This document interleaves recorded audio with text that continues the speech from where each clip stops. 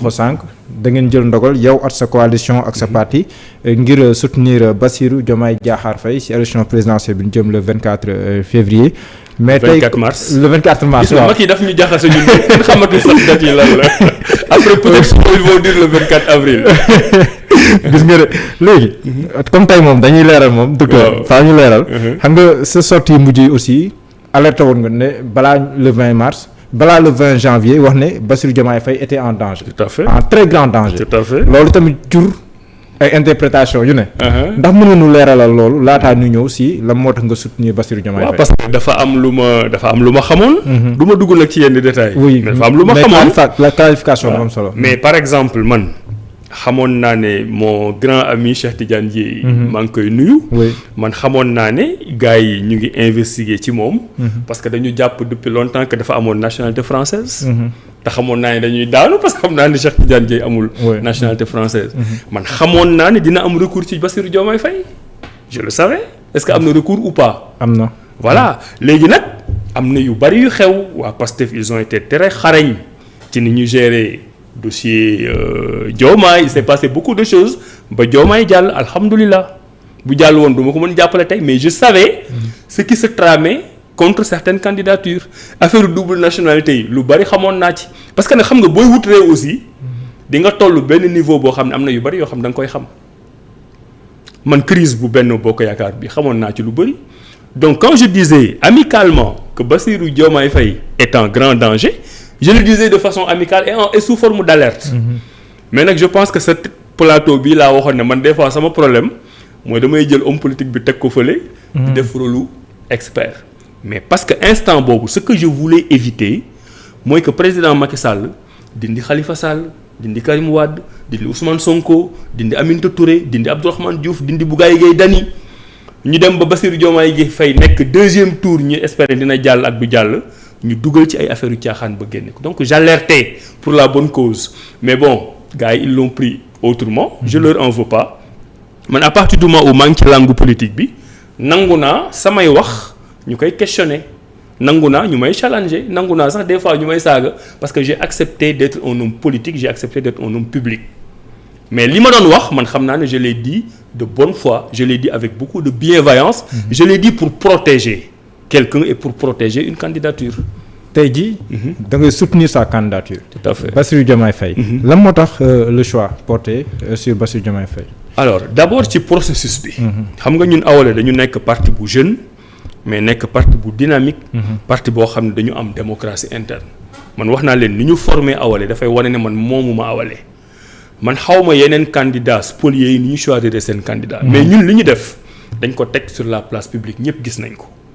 nee naa le 20 janvier la ñu arrêté la liste ma convoqué une assemblée générale le 27 le 27 boobu dañ ci poser ay questions yu très précises question numéro 1 Abdourahmane du candidat est-ce que dañuy toog jàpp suñu njàmbur wala est-ce que dañuy continuer bokk ci jeu politique bi envoyé ko aux 46 départements et à la diaspora par écrit question numéro 1 dañuy téye suñu loxo wala est-ce que dañuy bokk ci jeu politique bi bu ñu bokkee ci jeu politique bi kan la ñu war a mën a jàppale est-ce que dañuy jàppale pouvoir est-ce que dañuy jàppale opposition. mais question boobu bi ñu koy poser xamoon nañ réponse bi parce que ñun on est ancré dans l'opposition. bu ñu nekkee ci opposition bi ñan ngeen xalaat ne ñoom la ñu war a mën a jàppale joxe ay critères on l'a fait de façon très sérieuse waa diaspora yi nga xam ne ñëwuñu dañu envoyé même une présentation PowerPoint ak critères yi répondre aux questions bi ñu ñëwee 46 départements yi ñëpp jël.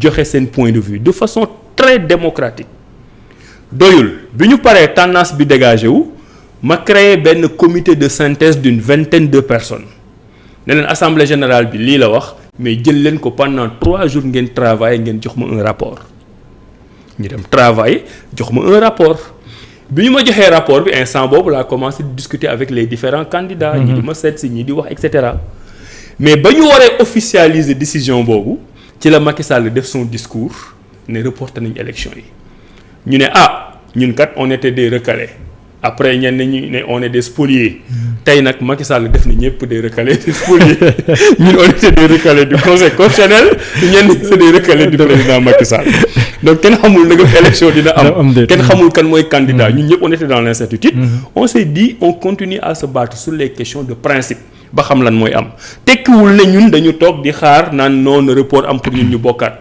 man j'ai pas l'obsession de l'élection présidentielle dëgg yàlla lu mu mën a servir sama réew dinaa ko def te bu ci kanamee dinañ ci ñëwaat ci soutien Diomaye bi c'est pour te dire que ça a été très transparent waa léegi bu crise boobu yëpp jeexee ñu joxe date ne élection bi léegi dafay dem nit ñi war a commencer campagne électorale suñu enveloppe dañ ko scellé woon mais nag suñu ni ñu ko scellé woon moo gën bu conseil constitutionnel ñu tijji ne suñu assemblée générale lii la wax te gis nga même pour des mesures de prudence dama convoqué waat beneen assemblée générale ne leen defoon nañ AG ba jël décision bi avec le comité de synthèse mais ça fait 1 mois est-ce que vous maintenez le même principe de choix du candidat Bassirou Diomaye Faye assemblée générale virtuelle la veille de notre conférence de presse ñu joxewaat le même résultat ñu génn joxe ko donc c'est mon choix c'est le choix de Awalé c'est le choix même de la coalition Abdourahmane 2024 c'est-à-dire que même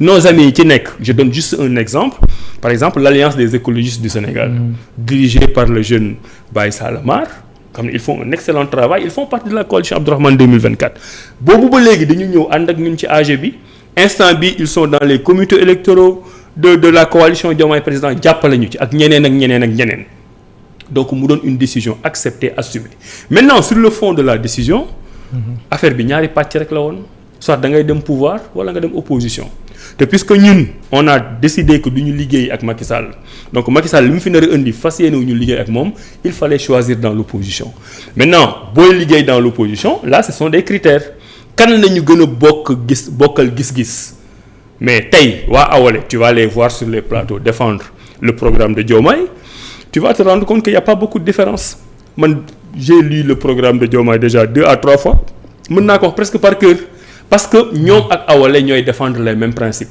c'est la souveraineté c'est le protection le patriotisme économique c'est l'endogénéité et cetera xam naa bu ci kanamee peut-être mën nañ ci ñëwaat donc ñoom lañ gën a jegeel en termes de discours ci lu ñu mën a def tekkiwul nag ne ñun parce que boo ko waxee après les gens te disent mais pourquoi àndu leen woon avant ànduñu woon avant parce que ku nekk da nga am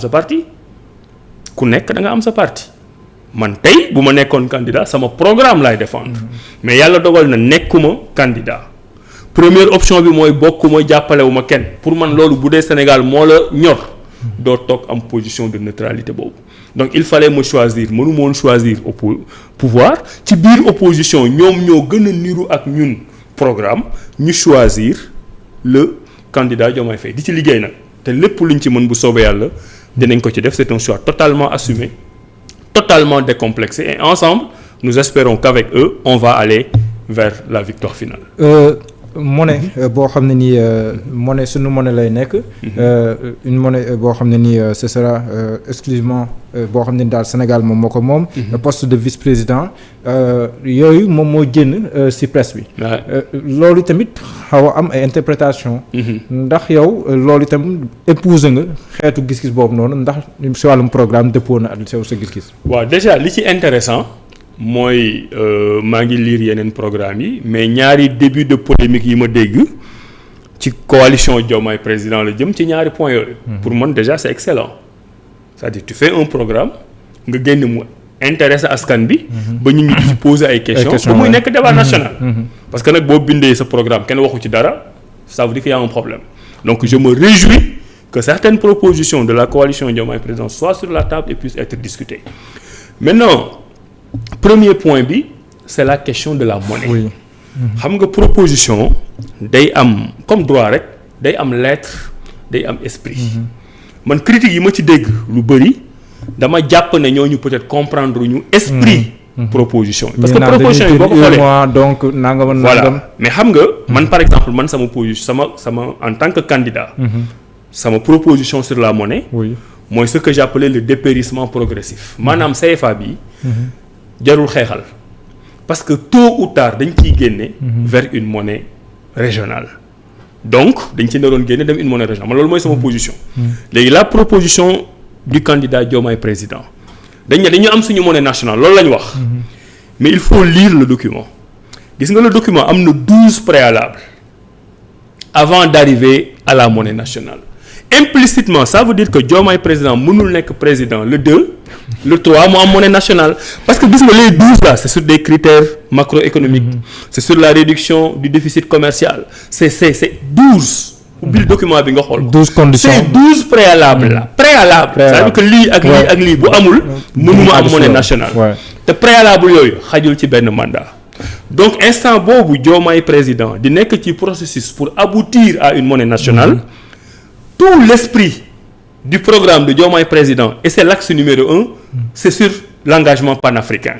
donc l'engagement panafricain voudrait que le processus bi am au niveau de la CEDEAO da nga koy topp mooy écho boobu nga xam ne français yi ñoo tax ba léegi amul da ngay topp le processus africain vers un écho di topp le processus pour am une monnaie nationale si tu n'as pas la monnaie régionale et gëm naa ne l'esprit panafricain bi ma gis ci programme bi ba tax ñu def ko l'axe numéro 1 bu ñu demoon ba dans 5 ans parce que li ma la wax nit du ay 1 an 2 ans te ñu bind programme bi xam nañ ko bu ñu demoon ba dans 4 ans dans 5 ans wala peut-être même dans un autre mandat xamuñu kan mooy doon président mu taxaw da nga naan j'ai l'option d'avoir la monnaie nationale parce que maintenant je remplis les critères mais j'ai l'option qui est plus vigoureuse qui est plus crédible d'avoir l'éco et je choisis l'éco en tant que monnaie régionale parce que bëgguma dugg ci détail technique mais le principe de la nationalité quand on appartient à une union économique et monétaire la nationalité elle n'est pas nationale la nationalité elle est régionale exactement tey le Sénégal a une politique commerciale nationale régionale oui. Le Sénégal a une politique environnementale régionale le Sénégal a une politique monétaire régionale léegi nag si le niveau régional est en situation de carence ba mënul nekk le national se substitue au régional comme le Conseil constitutionnel se substitue au président de la République c'est un pouvoir de substitution d'action sur le plan économique loolu mooy pour la monnaie c'est pas quelque chose qu'on va faire tout de suite il y a 12 préalables yooyu balaa ñu ciy yegg si dina fekk l'intégration régionale renforcée wu nga war a comparer l'éco et la monnaie nationale et à mon avis l'éco au niveau régional va remporter beneen bi c'est beaucoup plus simple le poste de vice-président xam nga tam gars yi bëgg naa bu ñuy wax ci ay programme ñuy lire aussi li ñu bind ci programme bi dañu ne on va élire un vice-président en tandem je cite en tandem avec le président ça veut dire que c'est un ticket waa élection bi ñu jëm nii avec constitution bi ñu yor nii dafa am ticket présidentiel ça veut dire que bu ñu élire le président Diomaye Faye mais moom la ñu élire ça veut dire que loolu mënul nekk ci mandat bi di ñëw est-ce que gis nga fi may waxee gars yi ñu ngi naan pour Sonko la waaw loolu mënul nekk ci mandat bi di ñëw à moins que nga def ngandum révision constitutionnelle def référendum uniquement pour ça bu boobaa ñu wax ci parce que programme bi mënul anticiper sur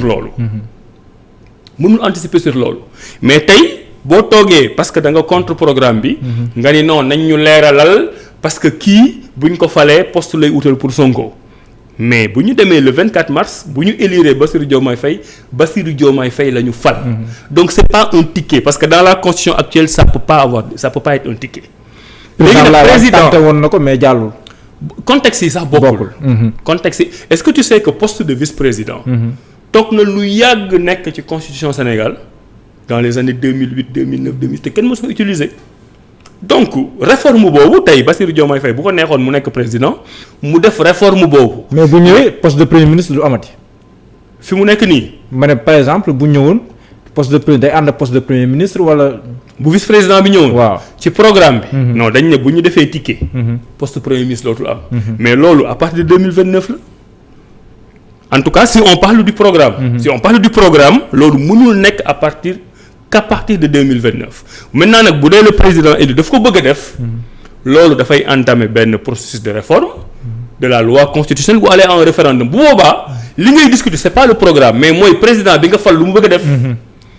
mu ngi mel ni tey. xam nga Macky Sall li ñu ko doon évaluer tey mooy dafa bëgg a def loi d'amnistie. mais ci programme dafa ko ci woon. mais bu dee wax ji tey dafa yem ci programme bi parce que man programme bi laa xam. xaw ma lu nekk ci boppu nit ñi. li nekk ci programme bi mënul nekk avant 2029 donc il faut pas accepter que les gens disent bu ñu falee Diomaye dañu fal un ticket président de la République c'est de la manipulation ce n'est pas exact. am na ñu ne. système politique bu mel ni bu Sénégal. lu mel ni daf leen di delloo si li xewoon si diggante président Senghor ak président Mamadou Dia. ñu bëri jàpp ne mën na nekk une source de crise au sommet de l'État ba nga xam ne nii. ay yëngu-yëngu mën naa am instabilité mën a taxaw loolu tamit ndax mën nañ koo jàpp. non xam nga système yi bokkul déjà. avec Mamadou Dia et Senghor on était dans un régime parlementaire. loolu tam bind naa ko ci sama livre yi. à l'époque nit ñi dañu dem indépendance on a eu des présidents forts en Afrique. mais Senghor moom qui est un produit de la 4e République française. a décidé de maintenir un pouvoir parlementaire. Donc un président de la République qui ne fait pas grand-chose. De Gaulle disait qu'il inaugure des chrysanthèmes. Et le président Mamadou Dia qui était le président de la République. J'aime d'ailleurs à rappeler que le premier collège qui a élu Senghor c'était un collège de 118 députés. On était dans la démocratie représentative. bi ñu demee ba xam ne loolu mënul dox ci lañ ñëw à partir de 62-63 sur un régime présidentiel. Sénégal organisait une élection avec un suffrage universel. Donc loolu la paa yi doon wax à l'époque en 62-63 juddooguma woon nag mais nettali nañ ma ko. loolu lañ doon wax benn bopp ñaari mbaxne. voilà loolu lañ doon wax. c'était vraiment dans la mémoire collective des gens. ñu ne benn bopp ñaari mbaxne mënuñ cee nekk. noonu lañ doon résumer le problème entre Mamadou Dia ak Senghor. waa léegi. mais vice-président est-ce que léegi du nekk benn réew ñaari bopp. waaw mais xam nga États-Unis tam am na ko c'est l'une des plus grandes démocraties du monde. c'est vrai. donc mënoo wax rek ne mënul am man j'ai l'habitude de dire que Sénégal da nga koy gouverner sur le Sénégalais da nga leen di gouverner sur leur qualité. bu dee lu ñu la wax la réforme rek man bi ma ñëwee ne démocrate de concordance ñu ne ma mënul nekk. man leen lu tax mënul nekk ñu ne Sénégalais dañ bëgg pouvoir. ma ne leen Sénégalais dañ bëgg pouvoir wujje. c'est-à-dire que tu mets l'accent sur les défauts des Sénégalais. Moi, quand je veux gouverner les Sénégalais, je mets l'accent sur leur qualité. Et je vois leur capacité de compromis. Il y a une semaine, adduna bi yëpp defoon nañu Sénégal day tàkk. Par une simple décision du Conseil constitutionnel. Qui a commis beaucoup d'erreurs, mais qui à un moment donné a eu la sagesse d'être le régulateur. Sénégal delluwaat fa mu nekkoon ba ñu jël ñu def ñu ay exemple. Man li ma gëm. mooy suñu institution yi nii mu mel nii. baaxul santul yàlla. man loolu laa gëm yow dégg nga ma tout le temps may wax que on a une république importée on a une république boo xam ne réalité yi muy couvrir bokkul ak ñun Sénégal ni ñuy dundee et que bés mooy pause bi ma lay wax dinañu war a toog changer complètement avoir une constitution boo xam ne dafay coller à nos propres réalités maintenant nag institutions yi ngay proposer encore une fois ça doit être des institutions sociales c'est-à-dire que da ngay tibb li nga xam ne moom la sa askan généré pour faire ta société. D'accord. Tey tu m'entends souvent parler des angles morts ana doomu daara yi dans la République pourtant ñoom ñoo xeex indépendance ñoom ñoo ëpp ñu bind ñoom ils ont réfléchi ay Cheikh Amadou Bamba ay El Hadji Malick ak ñeneen ils ont réfléchi sur des projets de société. mais loolu feeñul fenn ci constitution Sénégal ñenn ñi sax. am na kenn ku jénnoon kii mais c'est vrai que après jégalu na mais ni mu waxee da nga xam même seen subconscient. ndax mel ni ñi ñu jàppee noonu maanaam pareeguñu sax pour gën leen a boole si ñi ñu yoree réew mi. waaw mais loolu nag angle mort la c'est-à-dire que dëkk boo xam ne nga jël ci ñi fa ëpp njariñ boole woo leen ci dëkk bi ni muy doxee yow da nga leen di woo rek bu ngénte amee nga woo leen bu dëj amee nga woo leen. wala boo ñaan leen ñu tàmbali bu ñeneen leen ñaan leen alors que seen xam-xam weesu na foofu. loolu pour man tu perds énormément de choses. c'est la même chose sur le secteur informel te programme mu Diomaye bi wax na ci yow Sénégal tu as le ministre de l'économie moom mooy toog def discours de. ne 95% de notre économie est informelle. C'est le ministre de l'économie du Sénégal qui dit ça. Donc implicitement il est en train de te dire man ministre de l'économie du Sénégal je gère les 5% de formel. Qu'est-ce que tu fais? Ñun on avait parlé de professionnalisation du secteur informel dans mon programme.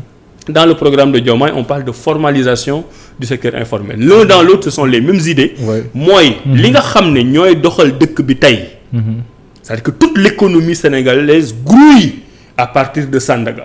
À partir de Kermel, à partir de marché Ocass, à partir du marché de Rufisque ñooñu nga xam ne ñoo yor économie dans leur réalité mais da nga leen di xëcc nga dugal leen ci biir république pour ñuy cotiser république bi gën a dox mais yow aussi li nga xam ne mooy seen àq ak seen yelleef nga jox leen ko et loolu ça figure à une bonne place dans le programme présidentiel de Diomaye foofu boo ma mayee tey parce que dafay expliquer tam li tax ñun ñu gën ci dugg. waaw c'est-à-dire que les 5 points essentiels.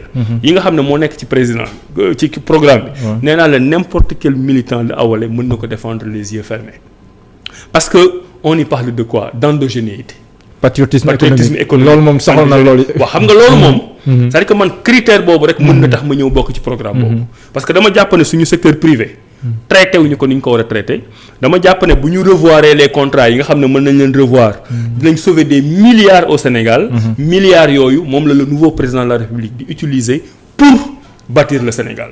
donc quand on parle de patriotisme économique et d'endogénéité économique ñun on s'y retrouve parce que tant qu'on ne parvient pas à gérer notre secteur privé y compris le secteur informel. Sénégal mënul développer. on y parle du capital humain. gis nga Sénégal fi ma lay wax nii mooy bouton pause boobu ma dañ ko war a bouton pause benn moment. c'est-à-dire que tey quelles que soient les réformes yi ngay def sur le plan économique sur le plan social sur le plan des institutions. boo defaraatul l'homme sénégalais ba mu mel ni mu war a mel nekk un sénégalais patriote boo xam ne xoolul intérêt boppam intérêt Sénégal lay xool nit kooku tant que defaroo ko loo fi tabax dafay màbb. parce que nit ki moo war a yor lépp. ci biir loolu nga am ci un excellent programme d'enseignement c'est-à-dire on revoit les contenus de nos enseignants. c'est-à-dire que tey ñu arrêté li ñuy jàngale le Japon du Meiji toujours ma wax ko. ñun tey on connaît plus l'histoire de la France avec ses musées que l'histoire du Sénégal. Je donne toujours l'exemple de la mosquée de Touba qu'on a commencé en 1932 amul benn école bu ñu lay waxee tey l'histoire de la progression. de la construction de la mosquée de Touba. Et pourtant on connaît tous l'histoire de la tour Eiffel.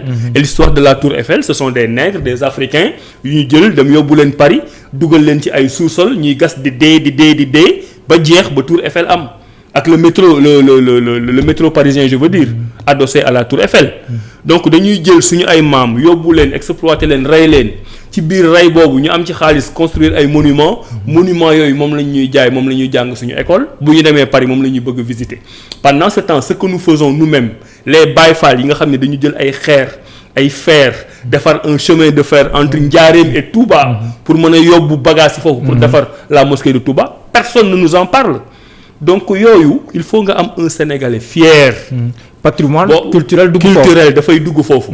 ak yeneen loolu nag moom laay woowee la génération d'idées ñun ñëw au pouvoir pour profiter dañu am nu ñuy xalaate loolu Pastef am na ko Awalé am na ko Avenir Sénégal bi ñu bëgg bu Cheikh Tidiane Gueye am na ko am nañu parti yu mel noonu. nga xam ne dafa am une génération pas d'âge mais d'idées. boo xam ne dañu décomplexé parce que pour man loolu mooy point de rupture bi tey mën nga bañ a nekk jeune nga nekk sénégalais mais nga am complexe naar bi. nga am complexe turc bi nga am complexe français bi ñun ñii jàllo ñun amuñu complexe kenn ñun Sénégal lañ gëm à la limite sax dañuy am complexe de supériorité parce que gëm nañu nous appelons à une nation de génie à une nation fière boo xam ne fu ñu taxaw dañuy défendre suñu intérêt boobu man négociation yi ma nekkoon loolu laa ci wane keneen loolu la wane léegi nag ñooñu boo leen joxee pouvoir tey à travers Diomaye président ba ñu taxaw defaraat sénégalais boobu am fierté mais fierté boobu mooy tax boo naree jox $1000 l'entrepreneur français mais nga jël ko jox ko l'entrepreneur sénégalais en sachant que entrepreneur sénégalais bu ko jëlee dina ci créer 10 emplois bu ci nekk dina dundal 10 personnes nga créer emploi sa dëkk fierté sénégalaise boobu mooy taxaw président Macky Sall dem na ba nguuram di jeex dese ko 3 mois 4 mois mu taxaw wax dégg nga ko ne accord de pêche yu ñu signé ak Union européenne baaxul parce que 10 milliards lañ ciy am pourtant il est président depuis 12 ans xamu ko woon te jaay boobu nga jël jaay géej gi parce que jaayoo say jën da nga jaay géej gi jaay boobu nga jël jaay géej gi chinois jaay ko Union européenne dafa bari ay conséquences mooy jeunes yi nga xam ne yëpp ci géej gi la ñuy dund am yaakaar jànguñu école parce qu'il faut pas seulement xalaat ne da nga war a jaar école pour réussir mais loolu lañ nekkoon ay petits entrepreneurs yor seen kër tey nga jaay géej gi jaay jën yi amatuñu ko ñu dugg immigration clandestine mu indi beneen problème bu duggee immigration clandestine au lieu que nga fexe noo leen di jëlee wala noo leen di encadrer nga dem signer ay Frontex maanaam nan la waa Europe ñoom di def ba say doom bu ñu leen jàppee di leen indiwaat ci à des conditions humiliantes. D'accord. Donc pour man boo régler le problème de la fierté nga am un Sénégalais fier jàng am xam-xam gëm réewam réglé nga presque 80% des problèmes des Sénégalais. mais docteur nag ci ngay ñëw ci ay souveraineté alimentaire. ci ay agriculture ci ay sécurité ak yi ci des te yooyu yëpp mu ngi ci programme bi nga xam ne moom la ñuy défendre pour la coalition Diomaye Président. mais docteur ma cokkaas la tuuti. pourquoi pas Thierno Alassane Sall mi nga xam ne yéen a bokkoon Aar Sénégal. pourquoi pas ku mel ni Anta Babacar Ngom nga xam ne déglu naa ko mi waxi patriotisme économique. pourquoi pas docteur Cheikh Tidiane Dièye même bu nekkee bon moom.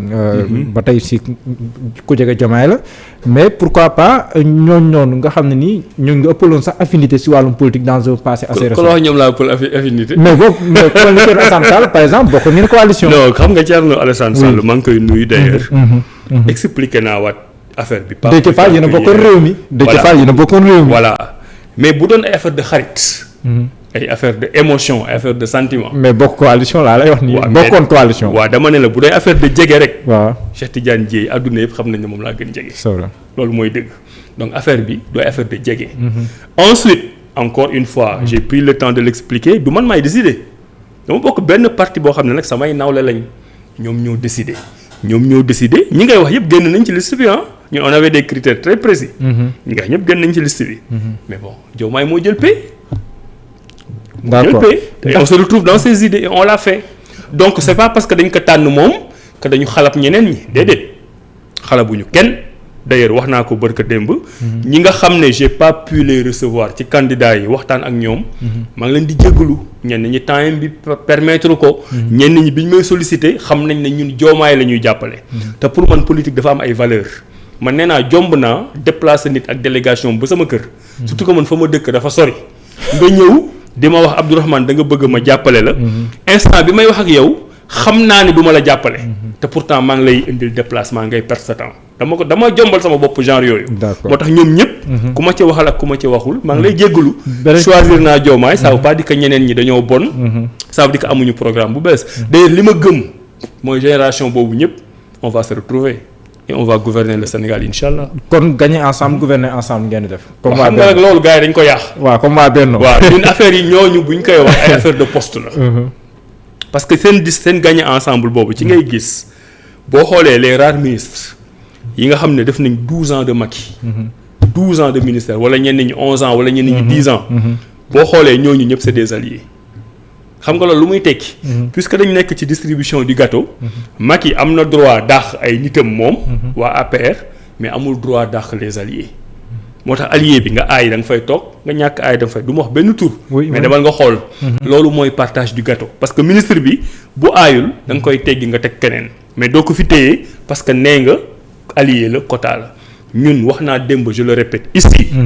Sénégal yëpp ñu ngi ñuy dégg on n'a rien négocié d'ailleurs ñun ki nga war a négocier sax da nga ko gisul foofu sa candidat bi dañ ko gisul loolu itam j'en profite pour lancer un appel. pour Ousmane Sonko génn le plus rapidement possible. pour Diomaye Faye génn le plus rapidement possible. pour tous les autres détenus politiques. génn le plus rapidement possible. ils ont fait une procédure d'urgence pour signer la loi d'amnistie. mais nañ def procédure d'urgence pour kenn attaqué wul loi bi nañ ko promulguer ñooñu génne ñëw def campagne. pour man loolu moom mooy yoon. li ci des yëpp encore une fois on n'a rien négocié du dara gis naa nag moo tax sa émission bi tey damay leeral. gis naa ay yàqkat naan waaw waa awale ñoom nee nañ négocier wuñu dara. ils sont désintéressés mais dañ bëgg ay ministres dañ bëgg ay ambassadeurs dañ bëgg ay députés waaye ñun ñun ñu bëgg lu ëpp député ñun dañ bëggoon président. de la République. le parti politique il est créé pour exercer le pouvoir. ou pour participer à l'exercice du pouvoir. dañu am suñu xalaat dañu am suñu yéene pour Sénégal dañu bëgg président de la République génn awale dañu bëgg premier ministre ak ay ministre génn awale dañu bëgg ay DG génn awale on n'a pas ce complexe waaye nag bu ñuy dem ci Diomaye président ñun ñëwuñu ne leen dañu bëgg lii ak lii ak lii ak lii bu ñu gañee président de la République yàlla def na Sénégal pouvoir bi mu am kenn amu ko moom mooy xool ñi ko neex mu liggéey ak ñoom Macky Sall mii fi nekk président de la République tey xoolal ñi toog conseil des ministres bi mujjee nga xool ña ko jàppale woon en 2012 ña ko jàppale woon 2012 deuxième tour ci ñi si gën a fës laa bokk. mosuma toog conseil des ministres xoolal président Ablaye Wade nga xool son premier conseil des ministres en 2000. ak bi mujj bi mu gagné. ak bi mujj bi. bu muy dem c'est pas les mêmes personnes donc président de la République il nomme à tous les emplois civils et militaires moom mooy tànn ku mu neex nga liggéeyal ko donc ñun on n'est pas dans ces marchandages jombal naa ko sama bopp wala jombal na ko boppam on fera tout ce qu'on peut faire pour que notre candidat gagne après nag bu ñu paree mais le constat que j'ai fait mooy waa Diomaye itam yàkkantu woon nañ nga ñëw parce que gis naa les réactions j'ai vu beaucoup de réactions yoo xam ne nii biñ ne Diomaye docteur Abdourahmane Diouf dafa rejoindre la coalition Diomaye président sur les réseaux sociaux dafa mel ni yow yàkkamtu woon nga xaw ma yan réaction nga seet mais dafa mel ni moom alhamdulilah rek parce que mënoon na demee neneen tam mënoon nañ ñëw jéem a forcer suñu bopp foo xam ne bëgguñu la ñu rejeter la man dama ñëw wax naa ko démb ci meeting bi pour indi rek li ma am ak samay nit ak ñi ñuy àndal donc bu dee defal nañ ñu accueil bu rafet boobu dama leen ci sant di leen ci gërëm te yemul rek ci waa Pastef parce que coalition bi tam dañ ñëw fekk fa ay nit ñu bari comme ay Aïda Mbodj le directeur de campagne Moustapha Guirassy maa ngi koy duy ñoom Mimi Touré ak ñeneen bi ñu ñëwee wax dëgg yàlla accueil bi rafet na moo tax ma ni képp ku bokk Awalé wala képp ku doon jàppale Abdourahmane yaakaar ne Abdourahmane Diouf mën na nekk président boo mënee dugg ci comité électoral Diomaye président fu ñu nekk ci Sénégal demal nga dugg fa sans aucun complexe prends des responsabilités liggéey ci bu ñuy cotiser bu ñuy joxe joxeel xalaat bu ñuy joxe joxeel idée parce que politique bi ñett yooyu la rek da ngay am sa xalaat bu rafet nga joxe ko pour mu développer réew mi da ngay am sa tuuti alal nga cotiser pour gars yi mën a organiser ay manifestations wala nga am ay nit ak ay électeurs man ñëpp ñi nga xam ne pare nañ ma jàppale ma yaakaaroon ne war naa mën a yor réew mi je leur dis solennellement et officiellement que programme bi ma gis naa ci sama bopp te yaakaar naa ne idée yi ma naroon yoree Sénégal moom la ñuy yore Sénégal ba yàlla def leneen donc qu'il y ait eu de l'enthousiasme de leur part je m'en réjouis nous aussi on a beaucoup d'enthousiasme à y venir. D'accord à y venir. ponk bu mujj bi foofu tam dama lay delloowaat gannaaw tuuti en 2019 yàgg président Idrissa Seck la woon bokkoon nga si ñi ko gënoon fës si coalition am